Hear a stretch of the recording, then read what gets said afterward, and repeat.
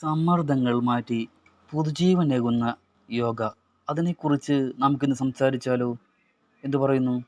ഇന്നത്തെ ജീവിതത്തിൽ പലർക്കും ഏറ്റവും കൂടുതൽ അനുഭവപ്പെടുന്ന പ്രശ്നം എന്താണെന്ന് ചോദിച്ചാൽ ഒറ്റ വാക്കിൽ പറയാം: സമ്മർദ്ദം. ജോലി സമ്മർദ്ദം, കുടുംബത്തിലെ പ്രശ്നങ്ങൾ, സാമ്പത്തിക ബാധ്യതകൾ, ഭാവിയെക്കുറിച്ചുള്ള ആശങ്കകൾ, ഇവയെല്ലാം മനുഷ്യൻ്റെ മനസ്സ് ഒന്നുപോലും ശാന്തമായിരിക്കാറില്ല. ചിലർക്ക് ഉറക്കം വരില്ല, ചിലർക്ക് കോപം കൂടും, ചിലർക്ക് മനസ്സിലൊരു ഭാരം പോലെ തോന്നും. എന്നാൽ ഈ സമ്മർദ്ദങ്ങളെ ഒന്ന് റിലാക്സാക്കി ഇരിക്കാൻ മനുഷ്യന് പുതുജീവൻ നൽകുന്ന ഒരു വലിയ മാർഗം നമ്മുടെ സംസ്കാരത്തിൽ തന്നെയുണ്ട്. അതാണ് യോഗ. സുഹൃത്തുക്കളെ, യോഗ എന്നത് വെറും ശരീരത്തിൻ്റെ വ്യായാമമല്ല. അത് ശരീരത്തിനും മനസ്സിനും ഒരുപോലെ സമാധാനം നൽകുന്ന ജീവിത രീതിയാണ്.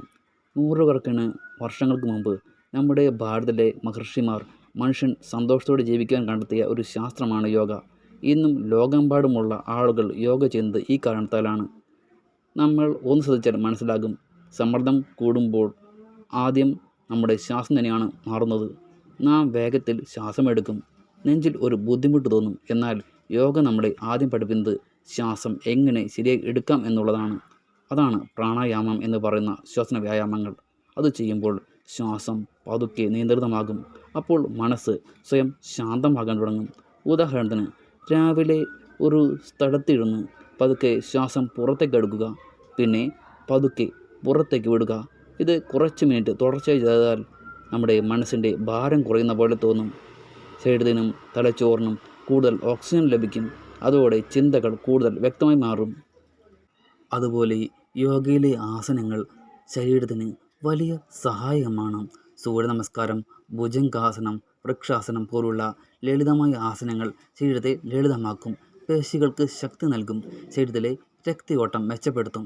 ഇതൊക്കെ ചേർന്നാൽ ക്ഷീണം കുറയും, ശരീരത്തിന് പുതുജീവൻ ലഭിക്കും.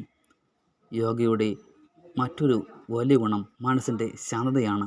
ഇന്നത്തെ കാലത്ത് നമ്മൾ മൊബൈൽ, TV, സോഷ്യൽ മീഡിയ എന്നിവയിൽ ഏറെ നേരം ചിലവഴിക്കുന്നു. അതുകൊണ്ട് മനസ്സ് ഒരിക്കലും വിശ്രമിക്കാറില്ല.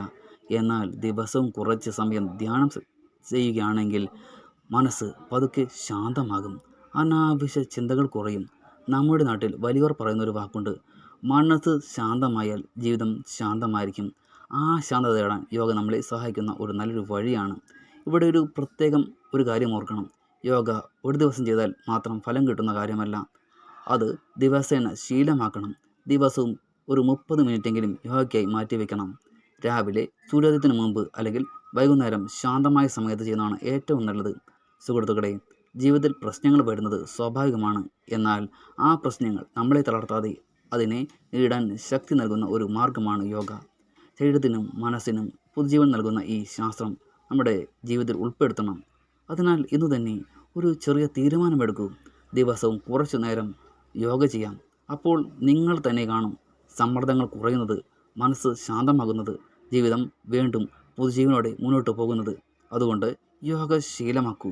നിങ്ങൾക്ക് എൻ്റെ ചാനൽ ഇഷ്ടമായാൽ ലൈക്ക് ചെയ്യൂ, ഷെയർ ചെയ്യൂ, സബ്സ്ക്രൈബ് ചെയ്യുക. നമുക്ക് നന്ദി. നമുക്ക് വീണ്ടും കാണാം.